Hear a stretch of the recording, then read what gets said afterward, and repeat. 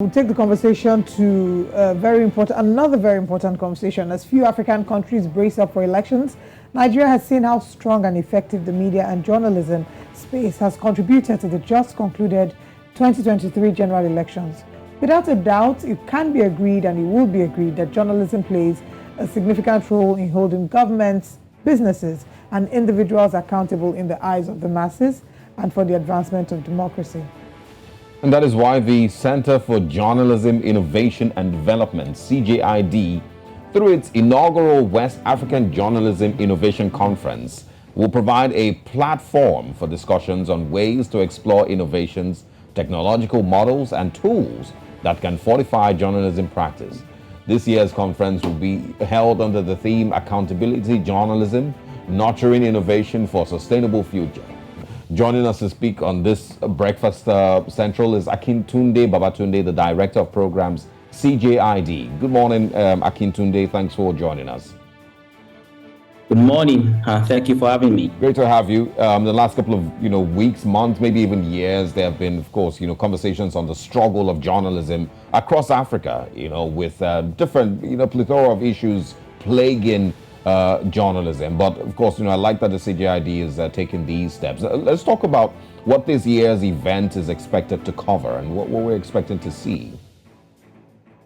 All right. Thank you. And I'd like to say that when we talk of development and when we talk of advancing democracy, it is no gainsaying that the media is central in helping to get that happen.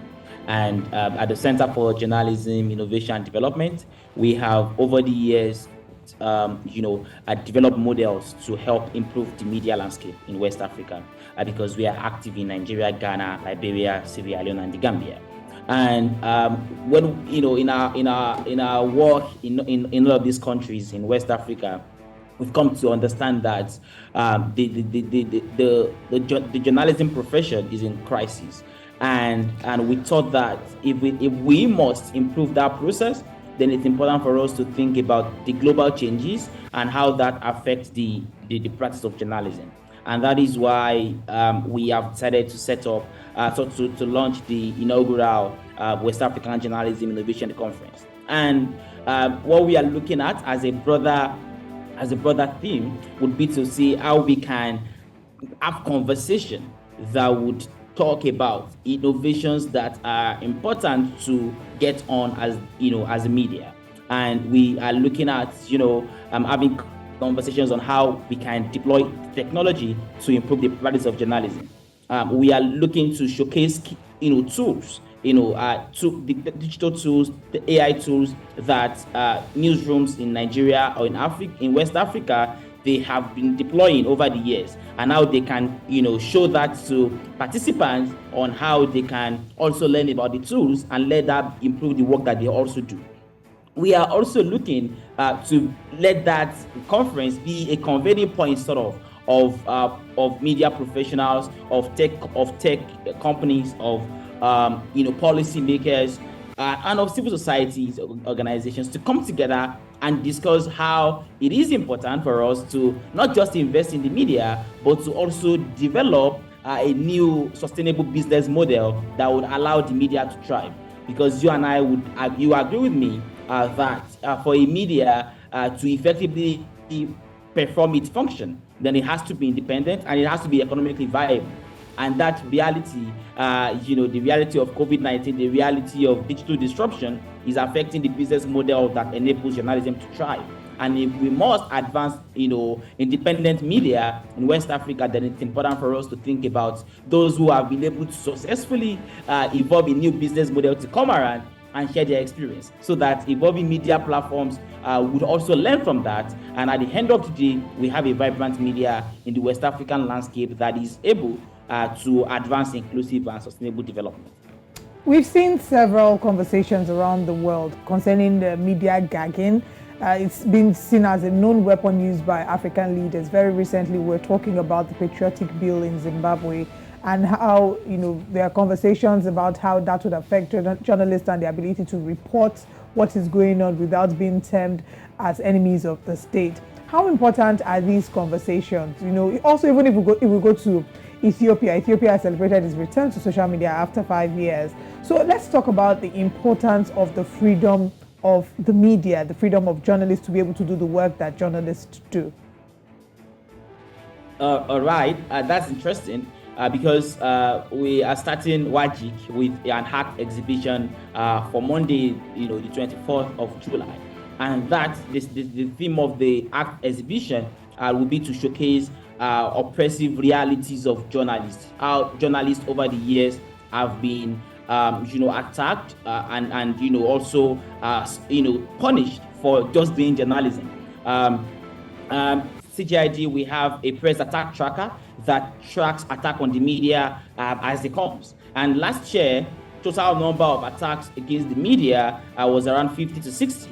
And this year, and that's for the whole of last year. But this year alone, between January and May, we've recorded more than 70 attacks. And you ask yourself, why is this happening? Why should journalism be a crime? Why should holding government to account be, the ticket to death or to being in prison, right? So CJID would have the art exhibition to talk about attack on the press, and we also have panel discussions that would talk about how can we promote freedom of expression. How can we ensure that the journalism that holds government to account is free from oppressive regime? The environment upon which the media operates today in West Africa, we have seen a pattern where any critical media platform that tries to hold power to account or that tries to expose wrongdoing, they get sanctioned or sometimes sanctions as a result. And you ask yourself, why should that be? Why should media organizations be slammed with fines just because they hold critical views? Shouldn't democracy be all about freedom of expression? So CJID would be hosting panel sessions to discuss freedom of expression in West Africa. We will be bringing experts from across West African nations to come talk about their experience. And then we are hoping that at the end of the day, because CJID is currently working with partners to develop sort of a press freedom policy framework that would then guide how we can further engage government and policymakers on how the media should operate, in a free and a democratic state, right? So we are optimistic that WAJIC would usher in a new wave of discussion and insight as to how we can practice journalism in West Africa without fear of the state or its actors clamping down on the media. Right. There's so much to talk about and explore, but we've run out of time. As quickly as possible, give us the details of this event. Where is it happening, and how can people be a part of it? All right. So West African Journalism Innovation Conference, WAJIC, will be happening between the 24th and 26th of July in Abuja, at the Abuja Continental Hotel, former Sheraton. Between 6 to 8 p.m. on Monday will be the art exhibition. We are excited about it because we have a lot of hard work that has shown the realities of press attack over the years. And on Tuesday and Wednesday, 25th and 26th, we will be having,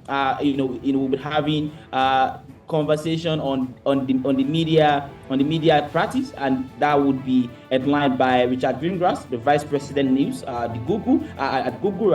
Will be coming around with the CEO, CJID, and Publisher Premium Times, that Yomi.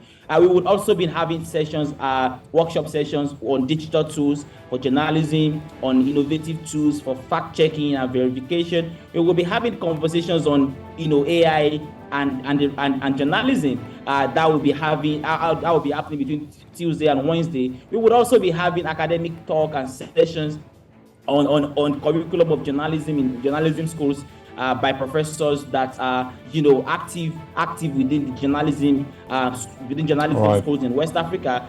So we hope that people could join us online by just following CJID Africa on Twitter. Then they will get details on how they could join us virtually, because we have about 300 delegates that have already been registered, that we've already approved the application to join us in person. All right, Akintunde, I'm hoping that the event is, a really successful one, and we continue to develop on journalism across the continent and even beyond. And of course, people get to learn a lot. Thank you very much for your time this morning. And I'm hoping that we can speak with you right after the event, so we can also break down further details. Of course. Thank you very much for having me. Thank you for joining us.